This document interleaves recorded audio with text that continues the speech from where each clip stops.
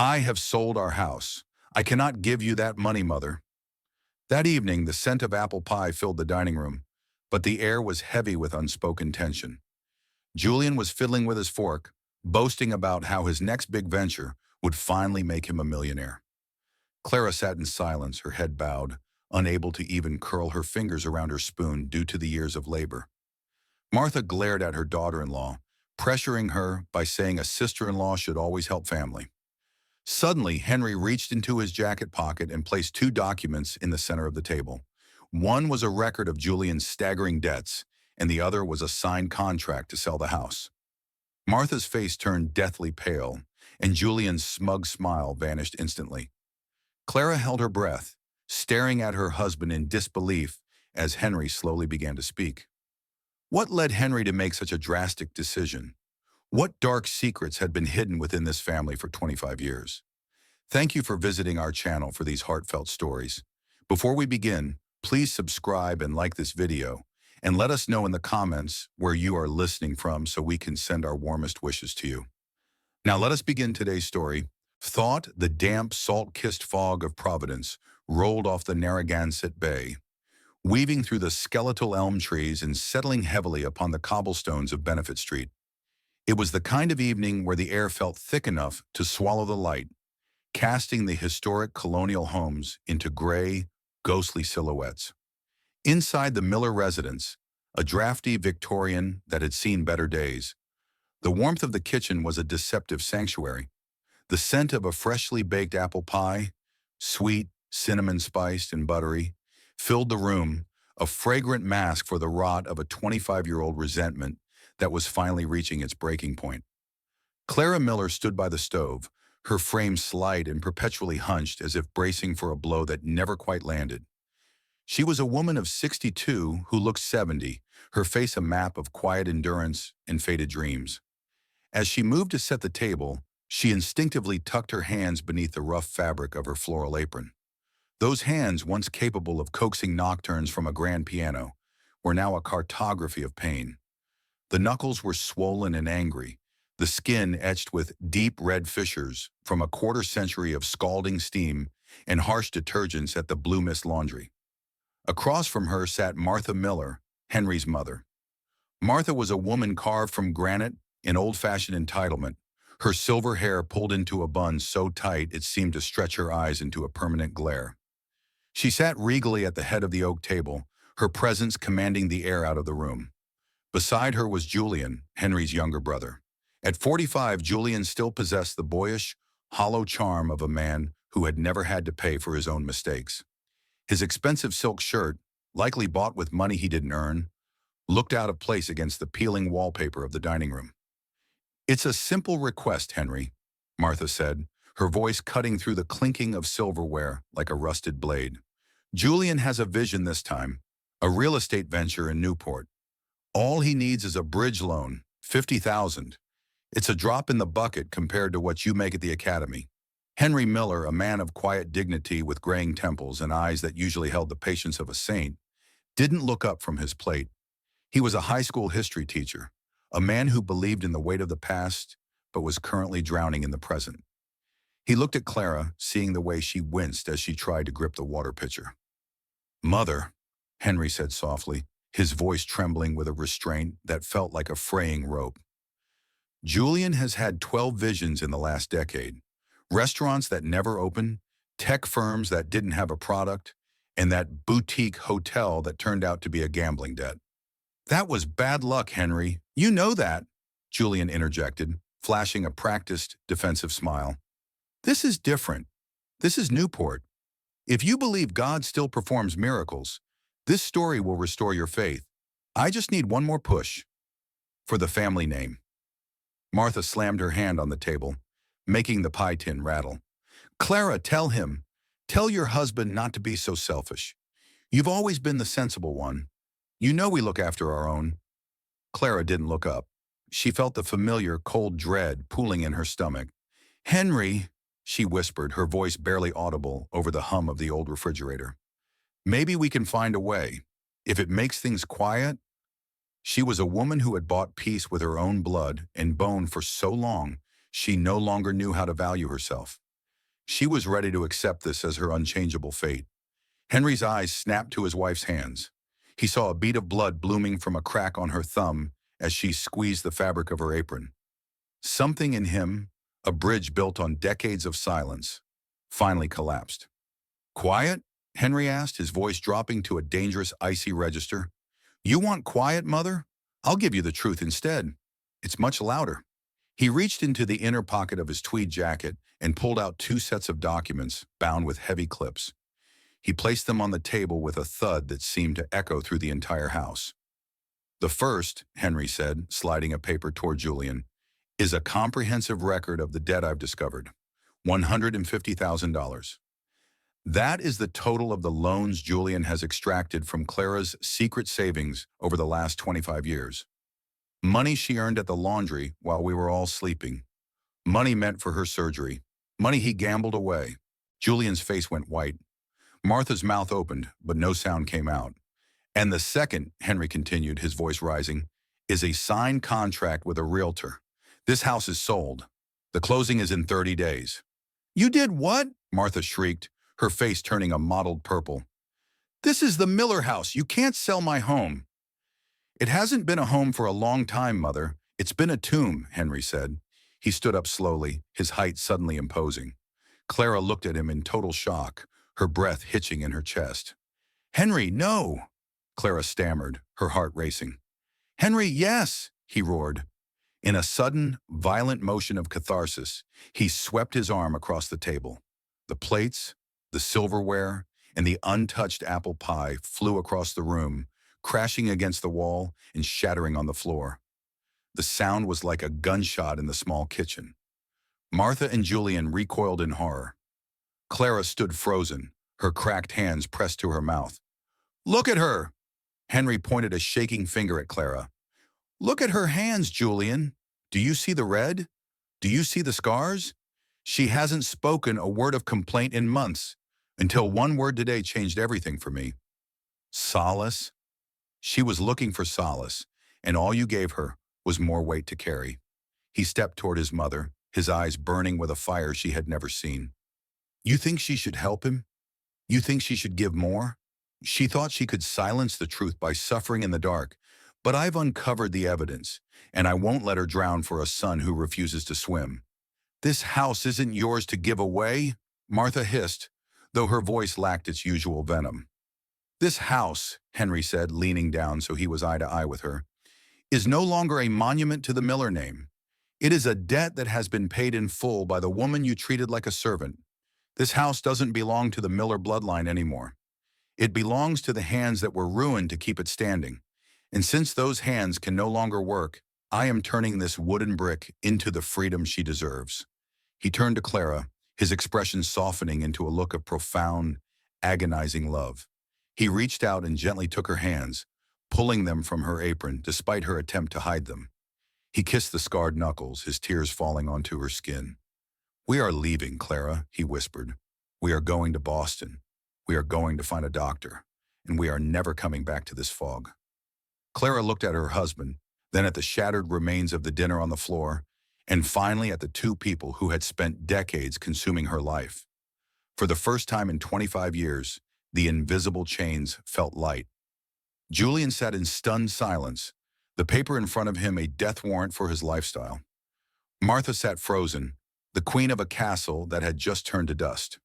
Henry didn't wait for a reply. He led Clara out of the kitchen, leaving the scent of cinnamon and the sound of silence behind them.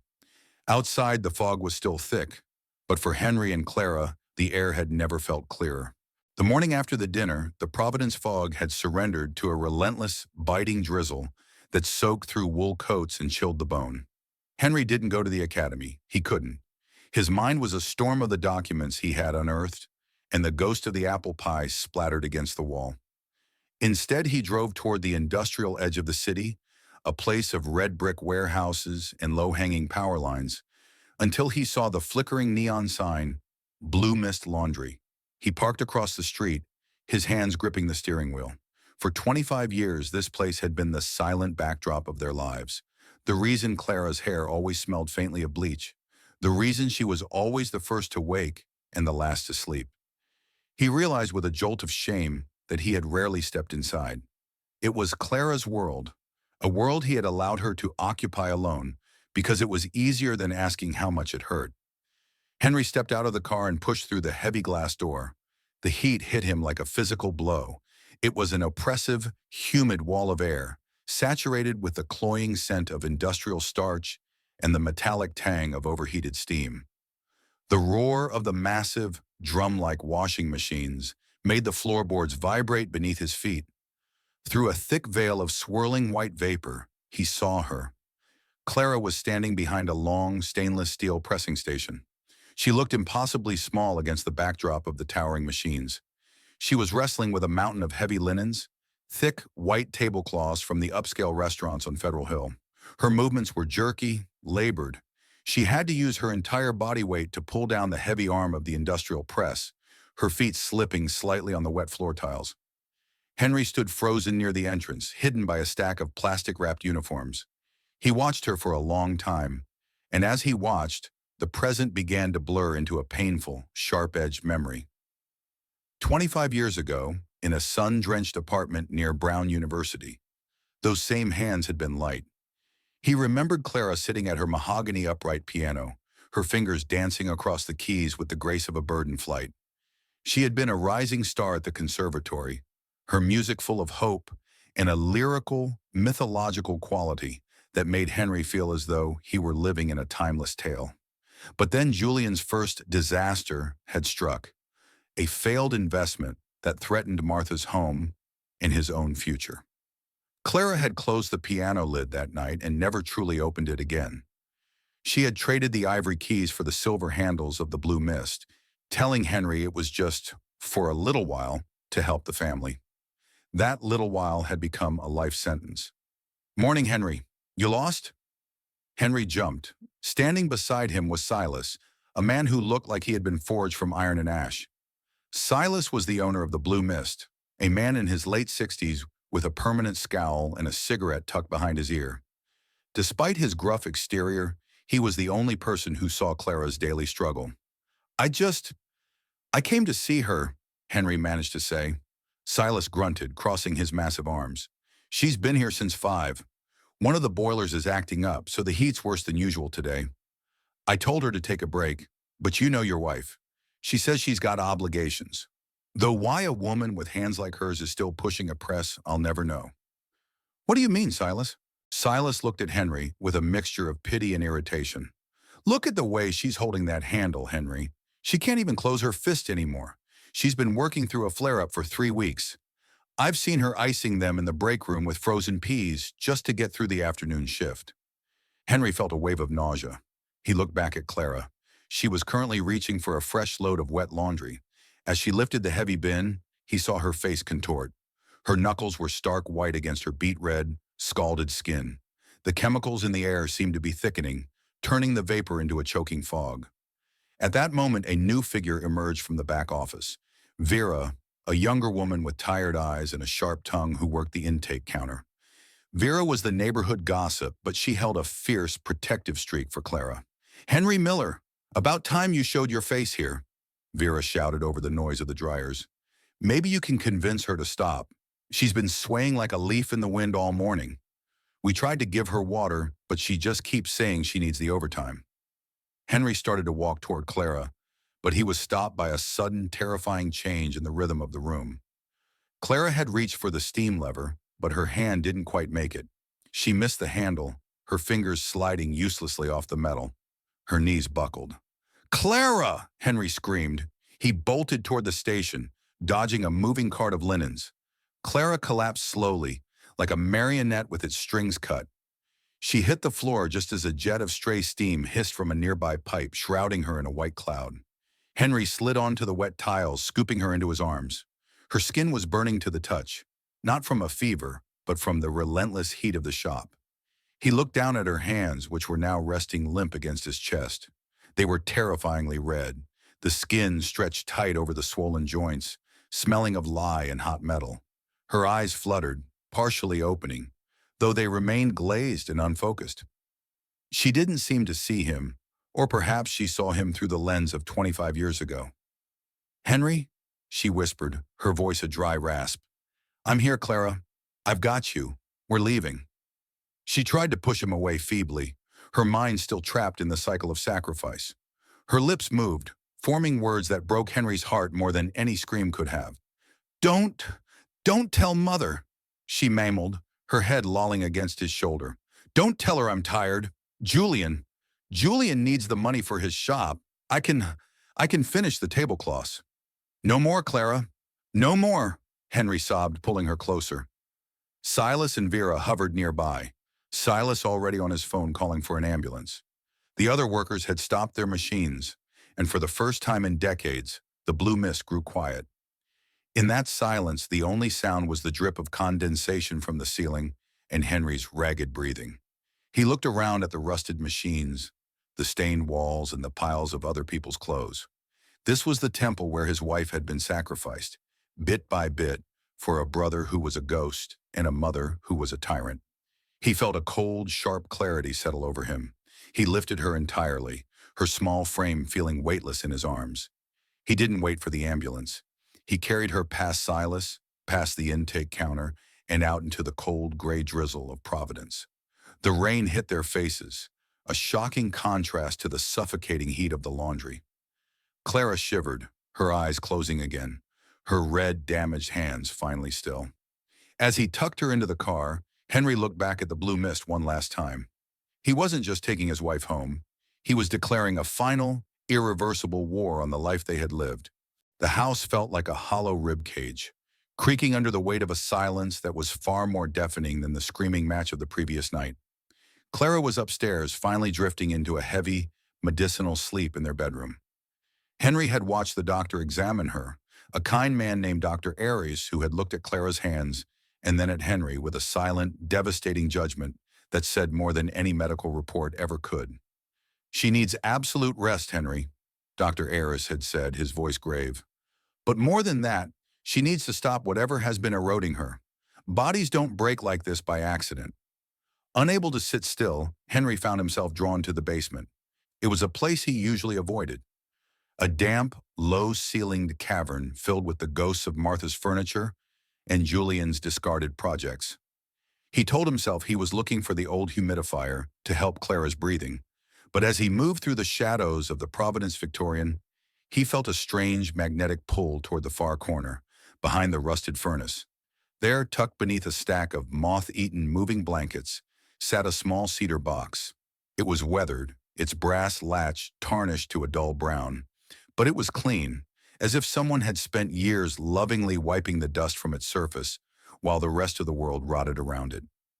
Henry knelt on the cold concrete, his heart hammered against his ribs. He knew, with a sudden and terrifying certainty, that he was trespassing on the only part of Clara that she hadn't given away. He hesitated, his thumb brushing the latch. Then, thinking of her red, ruined hands, he flicked it open. He expected jewelry, perhaps a memento from her days at the conservatory. Instead, the box was a reliquary of pain. At the very top lay a stack of pharmacy receipts. Henry flipped through them, his brow furrowed. They were for high-dose ibuprofen, topical lidocaine, and industrial-strength paraffin wax. The dates spanned a decade. Clara hadn't just been suffering. She had been self-medicating in secret, spending her meager pocket money just to keep her hands moving well enough to earn more money for Julian. Beneath the receipts lay a small, leather-bound ledger. On the cover, in Clara's elegant, slanted handwriting, were the words, "The Boston Dream." Henry opened it, his eyes blurred as he realized it was a savings passbook. For 25 years, Clara had been siphoning pennies from her grueling shifts at the Blue Mist. $5 here, $10 there. The balance had once climbed to nearly $12,000, the exact amount needed for a specialized reconstructive surgery in Boston that promised to restore the mobility in her joints. But the ledger told a secondary, darker story. Red ink slashed through the deposits. July 14th, withdrawn $2,000. Julian's emergency back taxes. November 3rd, withdrawn $1,500. Martha's roof repair. Julian lost the insurance money. The most recent entries were the most frequent and the most devastating. Henry turned the page and found a series of loose diary entries tucked into the back of the book. October 12th. The script was shaky, the letters jagged as if written with a hand that couldn't quite grip the pen. Julian lost again at the underground tables. He came to the laundry crying. He said they would break his legs. I gave him the money I saved for the winter clinic. My knuckles are hot tonight. I can't play the piano in my head anymore. The music is getting quiet. Henry let out a choked sound, a mix of a sob and a snarl. He had been a history teacher for 30 years, teaching about the rise and fall of empires. And all the while, he had missed the slow, agonizing collapse of the woman he loved. He dug deeper into the box and found a folded piece of parchment. It was a formal surgical quote from a clinic in Boston, dated 2 years ago. The price was $8,000. Stapled to it was a bank withdrawal slip for exactly that amount. But the date on the withdrawal slip was what froze the blood in Henry's veins. December 24th, last year. Memory surged back like a tidal wave. Last Christmas Eve, the house had been filled with the forced cheer Martha insisted upon. Julian had arrived late, looking haggard, claiming he had been mugged. Martha had taken Clara into the kitchen for a long, whispered conversation. Later that night, Martha had miraculously produced the funds to help Julian get back on his feet, claiming she had found some old bonds. Henry stared at the papers in the dim basement light. He realized with a sickening jolt that Martha hadn't found bonds. She had waited for Clara to go to sleep, or perhaps she had pressured her into a corner she couldn't escape, and had taken the very money meant to save Clara's hands to pay off Julian's gambling debts. Clara had spent Christmas morning smiling through her pain, her hands so swollen she couldn't even unwrap her own gifts, while the money that could have healed her was being handed over to a bookie. You knew, Henry whispered into the dark. You knew she was dying by inches, and you took the last of her life to feed him. As he sat there, a new presence entered the basement. Mrs. Gable, their longtime neighbor from 3 houses down, stood at the top of the stairs. Mrs. Gable was a widow of 70, a woman who saw everything through her lace curtains and carried a heavy iron skillet as both a tool and a warning. She had brought over a pot of soup after seeing the doctor's car earlier. "Henry, are you down there?" she called softly. She descended the stairs, her eyes landing on the box in his lap. She didn't look surprised. "She used to come over to my porch sometimes, Henry," Mrs. Gable said, her voice filled with a weary sadness. "When the pain got too bad to hide from you, she'd sit there and soak those hands in Epsom salts while I made her tea. She told me once that the hardest part wasn't the work. It was the hope being stolen." "Why didn't anyone tell me?" Henry asked, his voice cracking. Mrs. Gable walked over and placed a hand on his shoulder. "Because she loved you enough to let you believe you were a good man in a happy home. And because Martha Miller is a woman who knows how to make a person feel like a villain for asking for the truth." Henry looked at the Jacmo Boston ledger one last time. The balance was now 0. Every cent of Clara's 25-year sacrifice had been drained by the Miller family greed. He stood up, the box clutched to his chest. He wasn't the quiet history teacher anymore. The man who had walked down these stairs was gone. In his place was a man who saw his path with terrifying clarity. He climbed the stairs past Mrs. Gable and walked straight to the hall telephone. He didn't call the academy. He didn't call the realtor. He called a number he had seen on one of the legal documents Julian had dropped. "Julian," Henry said when the phone picked up. His voice was as cold as the Providence winter. "I found the box. I found the ledger. If you or Mother are not out of this city by the end of the month, I won't just sell the house. I will hand this ledger to the district attorney and tell them exactly how you raised your capital." He hung up before the stuttering excuse could begin.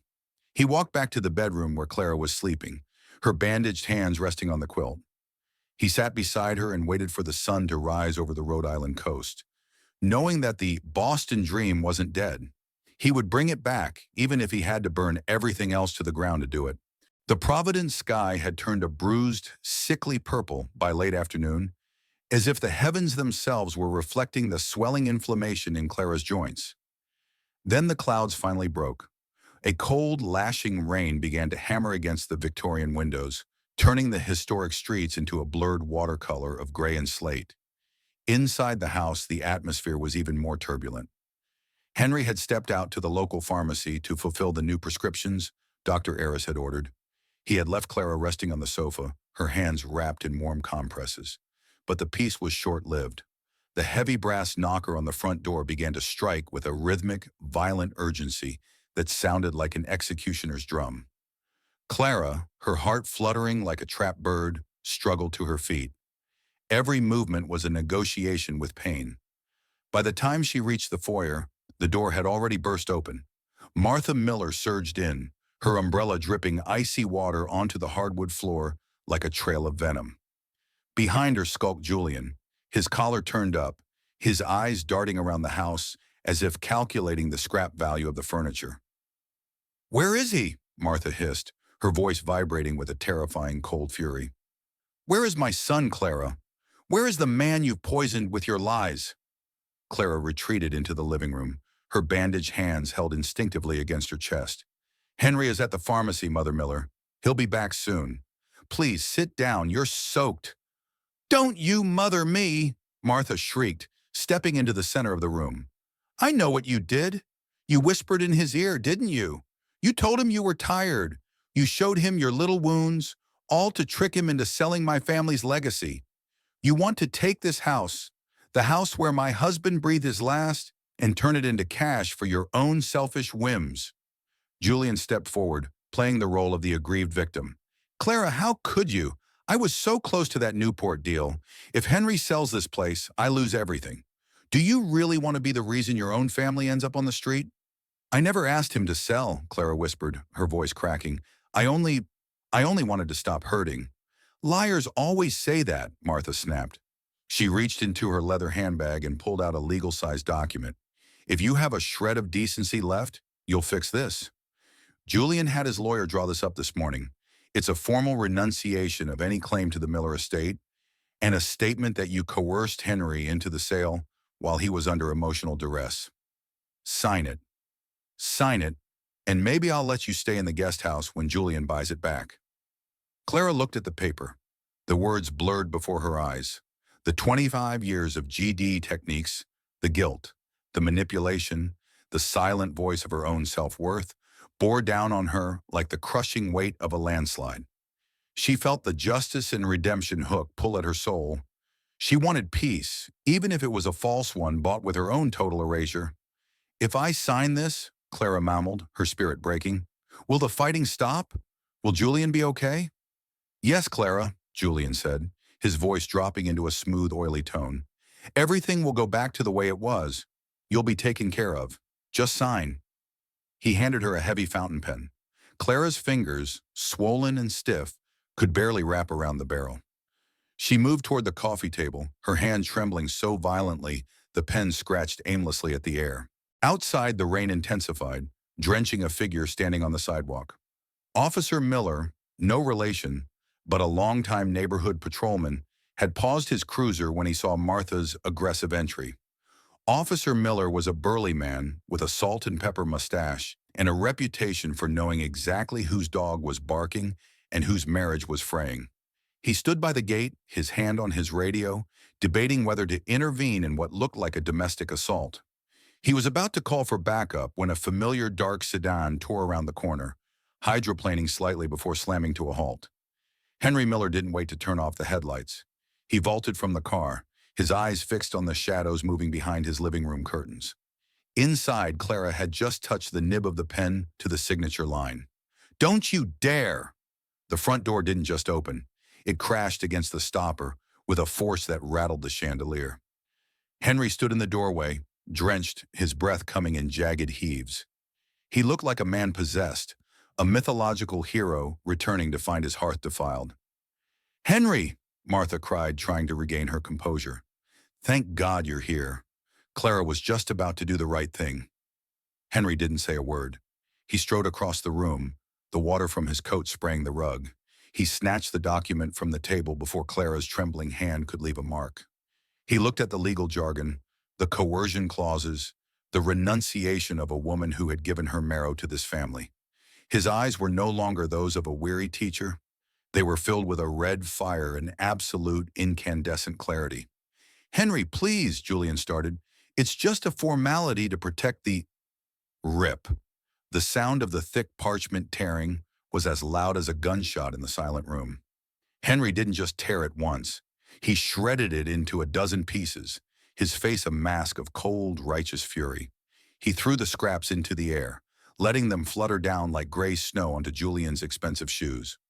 "From this second," Henry said, his voice low and vibrating with a power that made Martha step back, "Clara is no longer a miller.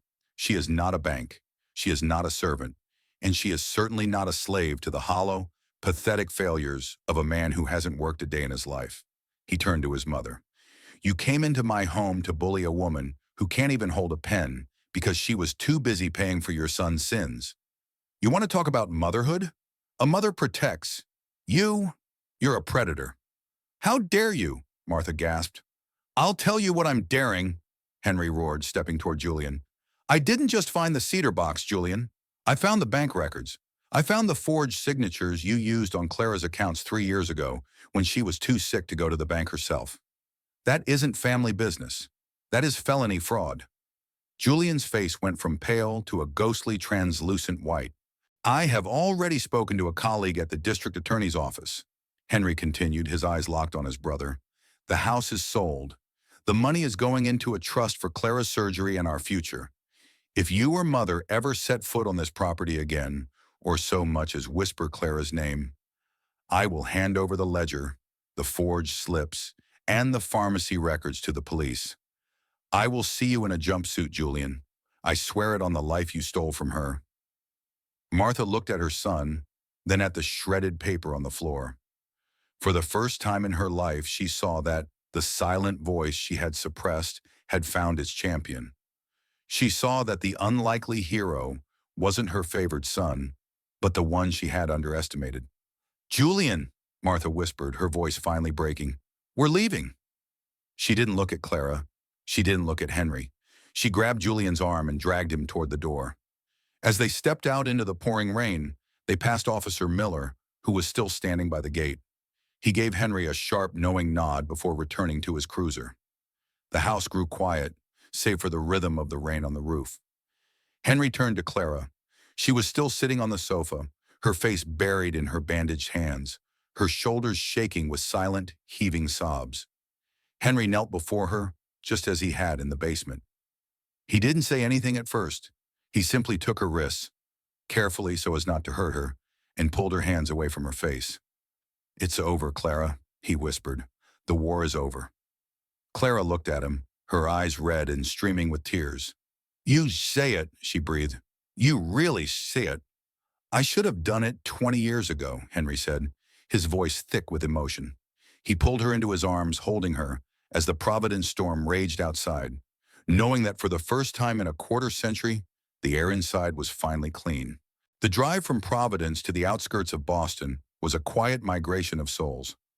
As the skyline of Rhode Island faded into the rearview mirror, replaced by the rolling emerald hills of Massachusetts, Henry felt a literal weight lifting from the chassis of the car. They were no longer the Millers of Benefit Street. They were two people fleeing a ghost story.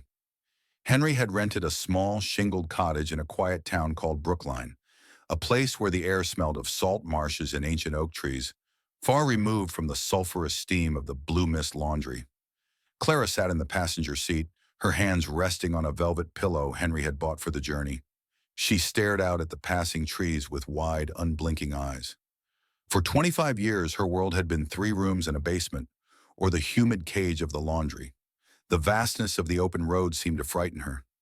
Every time they passed a sign for a dry cleaner or a tailor, her fingers would twitch instinctively, searching for the phantom weight of a heavy iron. "It's too quiet, Henry," she whispered as they pulled into the driveway of the cottage. The house was surrounded by a wild garden of hydrangeas and lavender. "I feel like I should be doing something. The tablecloths, Julian's taxes. The only thing you are doing today, Clara, is breathing," Henry said firmly, leaning over to kiss her forehead. "The world won't stop spinning because you rested, I promise." The first 2 weeks were the hardest. Henry had immediately made appointments with the best specialists in Boston. But before the physical healing could begin, he had to address the fracture in Clara's spirit. He introduced her to Dr. Evelyn Vance, a gentle woman with silver hair and a voice like a warm cello. Dr. Vance was a therapist specializing in recovery from long-term emotional suppression. Clara believes her value is tied to her output, Dr. Vance told Henry privately during the first week. She has been a machine for so long that she has forgotten how to be a person. If she isn't working, she feels like she is disappearing. Clara's panic was a silent, vibrating thing. She would wake up at 5 a.m., her heart racing, wandering the cottage looking for something to scrub, something to fold. When Henry led her back to bed, she would weep, her bandaged hands trembling. "I'm a burden, Henry. I'm just a broken thing you're carrying." Henry didn't argue. He simply practiced the transformation hook, the journey from pain to happiness. Every night, after the sun dipped below the trees, he would sit her in a comfortable armchair by the fireplace. He would take her hands, still wrapped in soft white gauze after the preliminary injections, and hold them with a reverence that made her flinch at first. Then he would read to her. Not the history books he taught from, but the lyrical, mythological poetry they had loved when they were young. He read her the tales of Orpheus, of souls being led out of the dark. He read her poems about the sea and the resilience of the earth. "Your hands aren't just for working, Clara," he whispered one night as the fire crackled. "They were meant to feel the world. They were meant to hold mine." Soon the day of the surgery arrived. Henry had used the deposit from the house sale to secure a place at the Boston Hand and Orthopedic Institute. Clara was terrified. As they wheeled her toward the operating room, she grabbed Henry's sleeve with a strength he didn't know she still had. "What if they can't fix them?" she asked, her voice small. "What if I'm just a ghost of who I was?" "Then I will love a ghost," Henry replied. The surgeon, Dr. Julian Thorne, a man whose name Henry found ironically bitter, but whose skill was legendary, spent 4 hours meticulously cleaning the scar tissue and realigning the ravaged joints. He described the process to Henry as reclaiming a lost territory. The recovery at the cottage was slow. Clara's hands were encased in heavy casts, then lighter splints. She was forced into a state of total stillness. Henry became her hands. He brushed her hair. He fed her. He turned the pages of her books. He saw her frustration, the way she looked at the kitchen with a desperate urge to be useful. But he also saw the silent voice beginning to change. The tension in her shoulders began to dissipate. She started to notice the birds in the garden. She started to hum melodies she hadn't thought of since the conservatory. The climax of their first month in Brookline came on a Tuesday morning. The air was crisp, carrying the scent of early spring. Dr. Thorne had come to the cottage to perform the final removal of the surgical dressings. Clara sat in the garden, the sunlight dappling through the oak leaves. Henry stood behind her, his breath held in his chest. Dr. Thorne worked with a steady, clinical grace, unwinding the layers of white gauze. One by one, the layers fell away, like the skin of a chrysalis. When the last wrap was removed, Clara didn't look. She kept her eyes shut tight. "Open them, Clara," Henry urged softly. She opened her eyes and looked down at her lap. Her hands were thin, and there were faint, silvery scars tracing the lines of the incisions. The knuckles were no longer angry and swollen. The fingers, though still stiff, lay straight and graceful. They looked like her hands again, the hands of the girl who had once played Chopin in the moonlight. Henry reached into a nearby bush and clipped a single pale pink rose. It was heavy with dew, its stem thick with tiny thorns. He held it out to her. Clara's breath hitched. She reached out, her movements slow and deliberate. For 25 years, she had gripped things with a claw-like desperation, bracing for the jolt of pain that always followed. But as her thumb and forefinger closed around the stem, there was nothing. No fire, no sharp electric agony. She held the rose. She felt the velvet texture of the petals, the coolness of the dew, the slight prickle of the stem. She moved her fingers, a tiny tentative flexing of the joints. A single tear tracked down her cheek, followed by a silent deluge. She looked up at Henry, her face radiant with a miracle hook. The restoration of faith. "I can feel it," she sobbed, her voice ringing out in the quiet garden. "I can feel the rose, Henry. I'm not a machine anymore. I'm not an instrument for Julian. I feel like a real person, Henry. For the first time, I am actually here." Henry fell to his mow, burying his face in her lap, his own tears soaking her skirt. The justice and redemption hook had finally come full circle. The good were being rewarded, and the wicked were far, far away. Clara's hands, once a symbol of her enslavement, were now the banners of her freedom. In the quiet suburb of Boston, the woman who had been a ghost was finally coming home to herself. The golden leaves of a Brookline autumn were beginning to drift past the cottage windows when the past finally caught up with the wreckage it had created.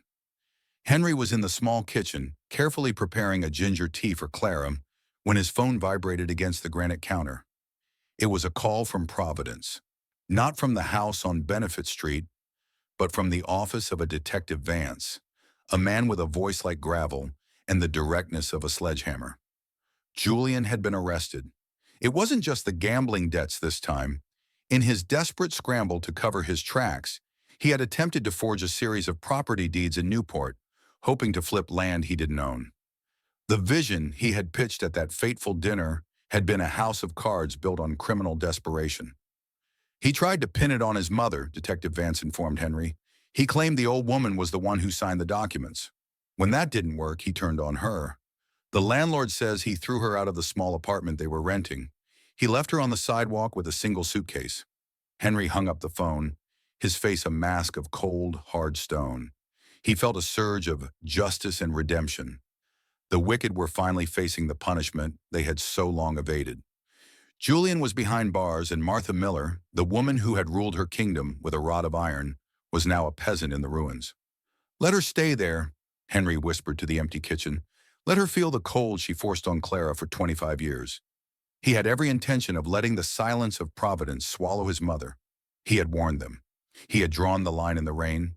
But when he walked into the living room to share the news, he found Clara sitting by the window, her hands, now nimble enough to hold a knitting needle, resting in her lap. She had heard the conversation. "She has no one, Henry," Clara said softly. Her voice lacked the tremor of fear it once held. It was grounded now, reflective of the silent voice that had found its strength. "She has Julian," Henry snapped. "The son she chose. The son she stole your surgery money to save. Julian is gone, Henry, and Martha is 75 years old.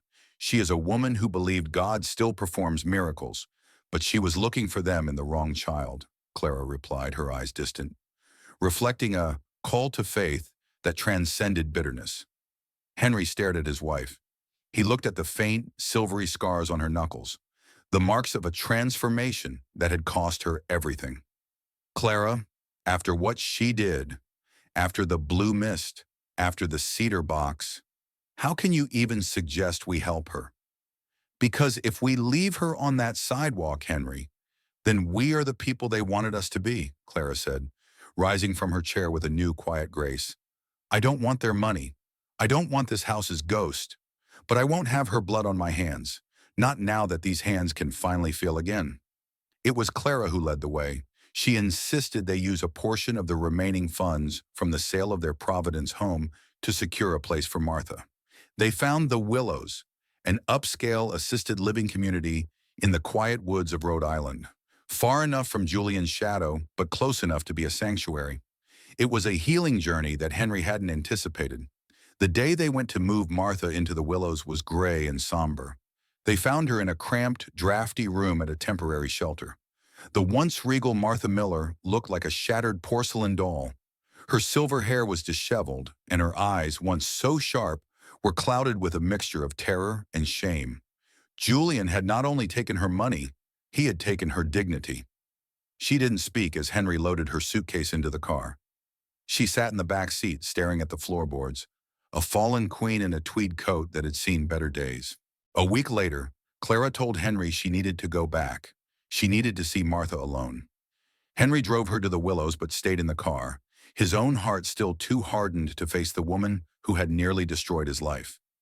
He watched Clara walk through the glass doors, a single bouquet of lavender in her arms, the same lavender she had grown in their Brookline garden. Clara entered Martha's room. The elderly woman was sitting in a high-backed armchair, staring out at the trees. The room was beautiful, filled with soft light and the scent of pine, but Martha looked like she was in a tomb. "Mother Miller," Clara said gently. Martha turned, her face contorted into a grimace of defense, a reflex of the old life. Have you come to gloat, Clara? Have you come to see the great Martha Miller living on your charity? Clara didn't answer. She walked to the bedside table and placed the lavender in a vase. Then she pulled up a chair and sat directly in front of her mother-in-law. For the first time, Clara didn't hide her hands under an apron or tuck them into her sleeves. She placed them openly on her lap. The sunlight from the window caught the silvery lines of the surgical scars. Martha's eyes were drawn to them. She looked at the straightened fingers, the absence of the angry red swelling that had defined Clara for 2 decades. She looked at the hands she had used as an unlikely hero uses a tool, never acknowledging the person behind the labor. Henry told me Julian tried to blame you, Clara whispered. Martha's lip trembled. He was my boy. I did everything. I took everything for him. And he called me a senile old fool as the police were putting him in the car. He told me I was useless to him now. Clara reached out. It was a slow, deliberate movement. She took Martha's wrinkled, age-spotted hands into her own. The contrast was stark. The hands of the woman who had suffered and the hands of the woman who had caused the suffering. Clara's grip was firm, a soul connection that transcended language. Martha tried to pull away, but Clara held on. Look at them, Martha, Clara said, her voice a calm, lyrical tether. These are the hands that worked the blue mist. These are the hands that Julian's debts tried to break. But they didn't break. They were repaired by the man you tried to turn against me. Martha looked down at Clara's hands, tracing the scars with her eyes. The reality of 25 years of emotion-based heartbreak finally crashed through the wall of her pride. She realized that while she had been chasing the miracle of Julian's success, she had been trampling on the actual miracle of Clara's devotion. A low, guttural sob escaped Martha's throat. It was the sound of a heart breaking, not from loss of status, but from the weight of a monumental guilt. I took your piano, Martha wailed, her head falling onto Clara's shoulder. I took your medicine. I took your house. And you brought me here to the flowers. Martha gripped Clara's hands with a desperate, claw-like intensity. For the first time in her life, she wasn't commanding. She was begging. The tears flowed down her withered cheeks, soaking into Clara's blouse. I am so sorry, Martha cried, her voice echoing in the quiet room. Oh God, Clara, I am so sorry. Forgive me. Please forgive an old woman who was too blind to see the saint in her own kitchen. Clara held her, rocking her back and forth as the sun began to set over the Rhode Island woods. The justice and redemption was complete, but it didn't look like a gavel hitting a bench. It looked like 2 women crying in a room filled with the scent of lavender. Clara had found her salvation, and in doing so, she had offered the only kind of miracle that could truly restore faith, the miracle of forgiveness. The air in Brookline had shifted from the crisp bite of autumn to a gentle, promising spring. Henry and Clara stood on the porch of their new permanent home, a modest saltbox cottage tucked away in a quiet corner of Greater Boston. Unlike the drafty Victorian in Providence, this house was filled with light.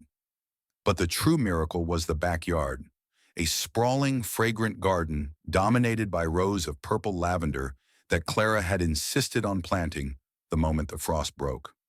It was her healing journey, a living symbol of the peace she had finally secured. Henry looked at the brass key in his hand, then at Clara. Her face had regained a healthy glow, the hollow shadows beneath her eyes replaced by a calm, reflective brightness. He handed her the key. This isn't just a house, Clara. It's your sanctuary.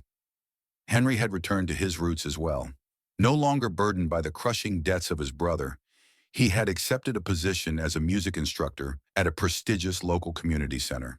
He taught piano to children, his heart swelling every time he heard the clumsy but hopeful scales, the same scales Clara had once played so perfectly. Clara, however, found her new voice in a different medium. Every Tuesday and Thursday, she attended the Golden Age Art Studio, a sunlit loft led by a man named Arthur Sterling. Arthur was a retired architect with a shock of white hair and paint-stained spectacles, a man who believed that art was the only true way to speak when words failed.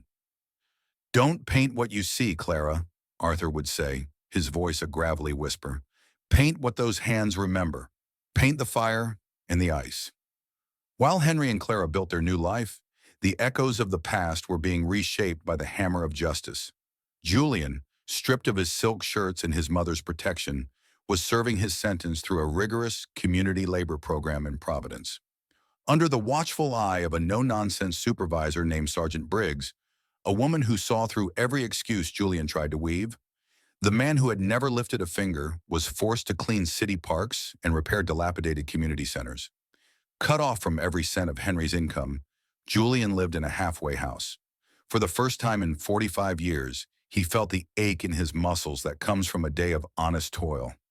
He began to realize that the miracles he had always chased weren't found in Newport property deeds, but in the simple, grueling reality of being useful. He was a justice and redemption story in progress. A man finally learning the value of the labor he had once stolen from his sister-in-law. Back in Boston, Clara's studio work grew more intense. She spent hours at her easel, her surgically repaired hands moving with a tentative, soulful grace. She didn't paint the lavender or the sea. She painted memories. She painted the blue mist not as a place of labor, but as a forge where a soul was tempered. The climax of the spring season was the annual Brookline Heritage Exhibit, a local art show that drew crowds from across the city. Clara had been hesitant to enter, her silent voice still whispering that she was just a laundress. But Henry had insisted. The world needs to see what those hands have done, Clara. The community center was buzzing with life. The scent of wine and cheese mingled with the smell of fresh oil paint. Henry paced nervously near the entrance, his eyes constantly searching for Martha, who had been brought from the Willows by a nurse for the occasion. Martha sat in a wheelchair near the back, her eyes moist as she watched her daughter-in-law move through the room. The judges, led by a stern but respected critic named Beatrice Dupont, moved slowly through the aisles. Beatrice was a woman who had seen the best galleries in Europe and had little patience for the sentimental. When she reached Clara's canvas, she stopped. She stood there for a full 5 minutes, her magnifying glass hanging forgotten around her neck. The painting was titled "The Hands That Kindled the Flame." It was a stark, visceral piece. It depicted two hands, not the graceful hands of a pianist, but the raw, scarred, and weathered hands of a woman who had worked until her bones cried out. The knuckles were depicted with a gritty realism, the silvery surgical scars glowing like threads of light. Those hands were cupped together, and from within the hollow of the palms, a tiny, brilliant green sprout was emerging, bathed in a warm, golden light that seemed to pulse from the canvas. It was an emotion-based masterpiece that caused a hush to fall over the gallery. It told the story of a transformation hook, a miraculous change from pain to happiness. This, Beatrice Dupont announced, her voice ringing out through the hall, is the winner of the Heritage Prize, not because of its technique, though that is formidable, but because of its truth. It is a story of a soul that refused to be extinguished.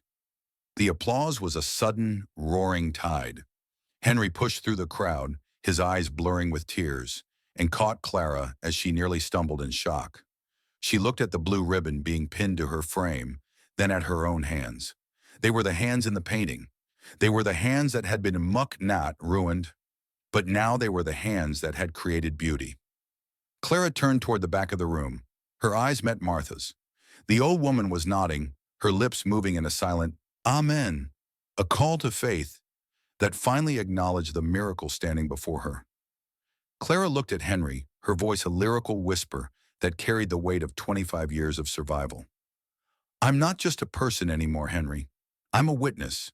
I'm a witness to the fact that God still performs miracles, and sometimes he uses a paintbrush to do it." As the stars came out over their lavender garden that night, the unlikely hero wasn't a man with a sword, but a woman who had found her strength in the very scars that were meant to break her. The blue mist was gone, replaced by the scent of lavender and the vibrant colors of a life finally, triumphantly, her own. The Boston sun hung low in the sky, a molten orb of copper and gold that spilled across the shingled roof of the Brookline cottage. It was a late Sunday afternoon, the kind where time seems to stretch and settle, like the long shadows across the lawn. The air was no longer thick with the industrial steam of Providence or the biting salt of winter. Instead, it carried the gentle, honeyed scent of the lavender garden in full bloom. The purple stalk swayed in the breeze, a sea of calm that Clara had nurtured with her own two hands, hands that were now symbols of a healing journey. On the wide wooden porch, the Miller family had gathered. It was an assembly that would have seemed like a miracle only a year prior. Martha sat in a comfortable wicker chair, a soft wool blanket draped over her knees despite the warmth. Beside her stood Sarah, a young nursing student from the local university who worked part-time at the Willows. Sarah was a cheerful girl with a bright smile and a habit of humming soft folk tunes, providing a gentle presence that kept Martha's occasionally sharp edges softened. Martha was quiet today, her gaze fixed on the horizon. The arrogance that had once defined her had been replaced by a reflective, grounded stillness. She no longer issued commands or demanded tribute. She simply existed in the quiet grace of her daughter-in-law's forgiveness. Henry sat on the steps of the porch, his back against a railing. He looked older, perhaps, with a few more silver threads at his temples, but the deep-set lines of worry that had once etched his forehead had vanished. He was no longer a man bracing for a storm. He was a man who had finally found home. In his pocket was a letter from the Providence Labor Board, Julian's progress report. Julian was still in the city, his hands calloused from honest toil, slowly earning his way back into a world that no longer owed him a living.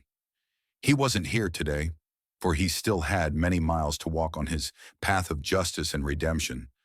But for the first time, there was hope that he might one day arrive. The screen door creaked open, a familiar, comforting sound. Clara stepped out onto the porch carrying a silver tray.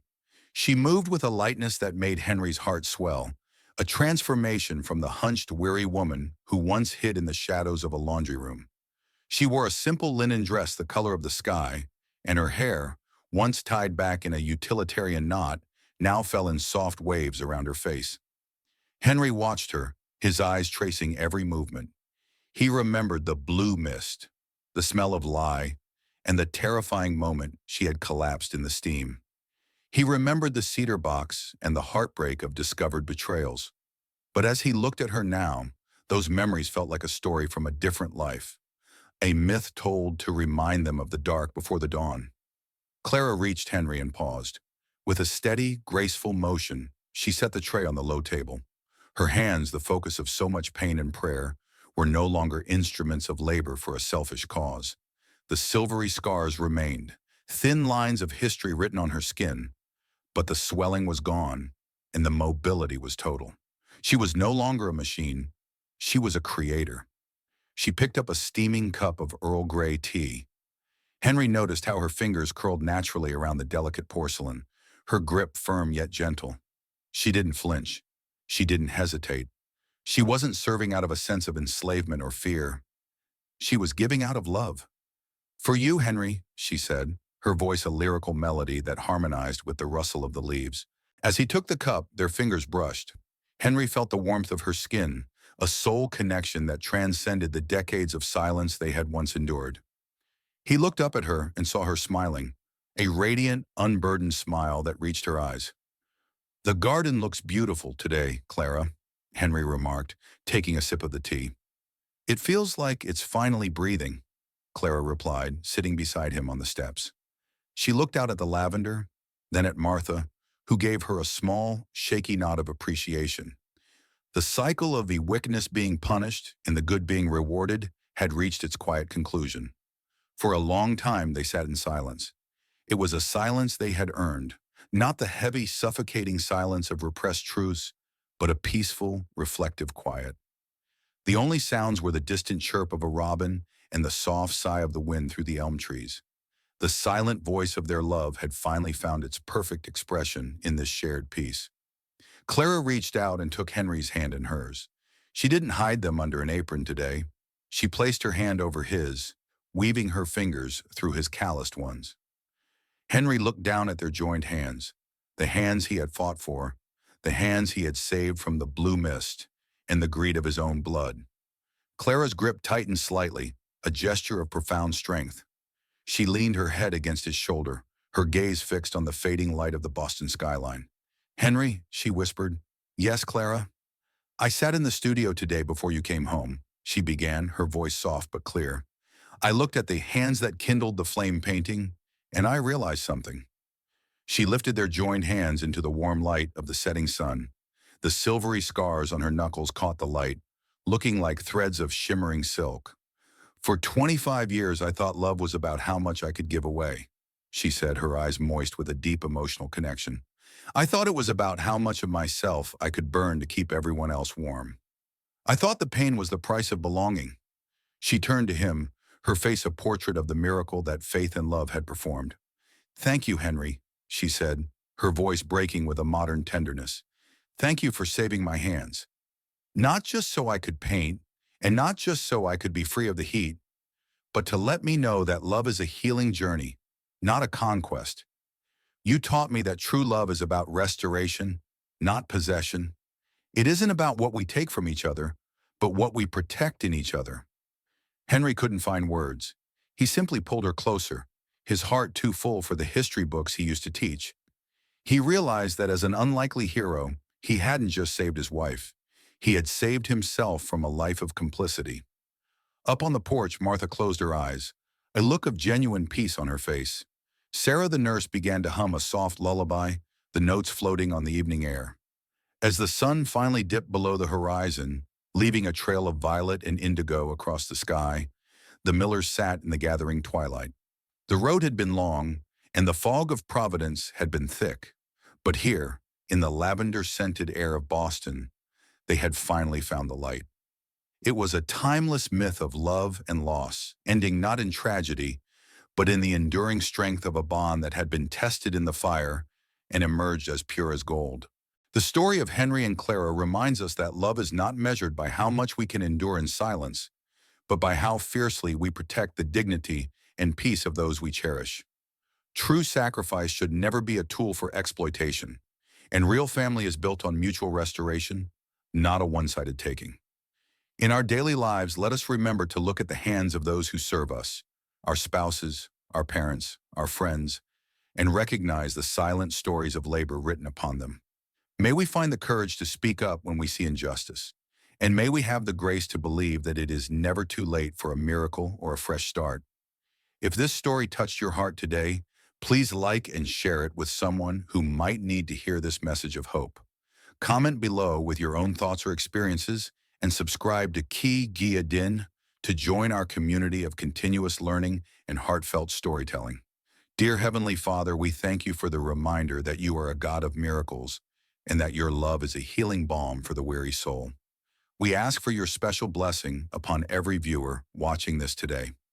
Please touch their lives with your peace, heal the invisible wounds they may be carrying, and give them the strength to overcome any family challenge they face. May their homes be filled with the scent of lavender and the warmth of true, selfless love. If you believe that God can restore even the most broken situations and you desire his blessing upon your family, please write Amen in the comments below.